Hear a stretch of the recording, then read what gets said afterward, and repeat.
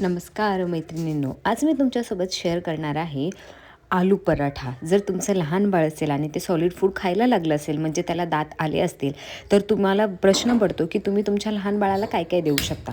तर त्याच्यामधला एक बेस्ट ऑप्शन म्हणजेच आलू पराठा. बनवायलाही इझी, पटकन होतो आणि त्याची काही जास्त झंझटमारी नसते आणि त्या बाळासोबत आपलाही नाश्ता होऊन जातो, म्हणजे ते आपणही खाऊ शकतो. मग पहिले काय करायचं, सिम्पल एकदम बेसिक आणि सिम्पल पराठा मी करणार आहे, जो खूप इझी असेल बनवायला. पहिले जे बटाटे आहेत ना, ते व्यवस्थित शिजवून घ्यायचे.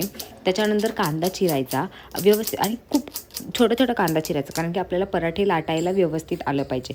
त्याच्यानंतर मी काय केलं, पटकन अशी कणिक मळून घेतली. नॉर्मल आपण चपात्याला जशी मळतो तशीच, फक्त थोडीशी कडक मळायची, कारण की मी थोडी कडक मळते.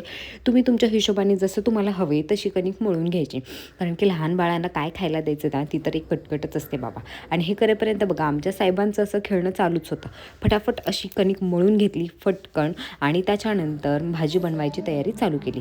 जे बटाटे शिजले होते ते व्यवस्थित सोलून घेतले आणि त्याच्यानंतर ते बटाटे स्मॅश करून घेतले.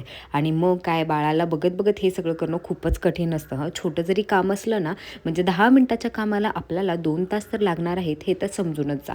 कारण तुम्ही जर आई असाल तर तुम्हाला माहितीच आहे, इकडे आपण काम करतोय तिकडे काहीतरी खुरापत चालूच असते. म्हणजे हे काढ ते काढ. आणि माझं बाळ तर नवीनच शिकले, गॅलरीतून काय काय वस्तू फेकून देतं.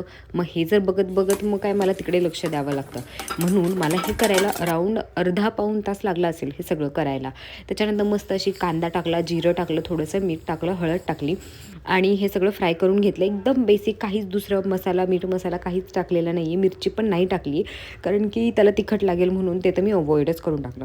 मग छोटे छोटे असे गोळे केले आणि आपण पुरण भरतो तसं ते जे बटाटा होता तो त्याच्यामध्ये भरून घेतला आणि मस्त त्याचा असं गोल गोंडा करून घेतला, म्हणजे आपल्याला लाटायला बरं पडेल.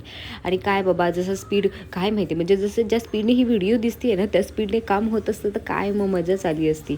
म्हणजे 2-3 तासातच आपली सगळी कामं फिनिश आणि आपल्याला आराम करायला वेळ मिळाला असता. आता बिईंग आई आराम म्हणजे काय तर तुम्ही विसरूनच जा. मग फटाफट अशी एक पोळी लाटून घेतली, त्याची मस्तपैकी छोटीशी श्रीसाठी, छोटीशी नाही म्हणजे मोठी केली. आणि त्याला कंट्रोलच होत नव्हतं, खूप ओरडत होता की मला भूक, आणि त्याला भूक लागली होती. त्याच्यामुळे त्याला भूक लागली की कंट्रोल होतच नाही. त्यामुळे मग फटाफट असं त्या तव्यावरती थोडंसं तेल टाकून घेतलं. आणि तुम्ही तेलाच्या जागी तूपही टाकू शकता, ते तुमचे चॉईस आहे. तुमचं लहान बाळ तूप खात असेल तर तूप टाका.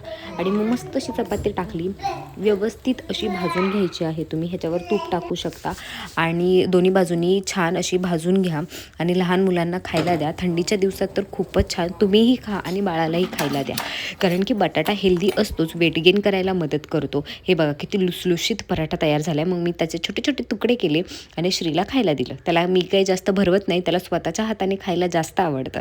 त्यामुळे एका डिशमध्ये ते दिलं, एक घास त्याला भरवला आणि बघितलं की त्याला आवडते का, तर त्याला आवडलं.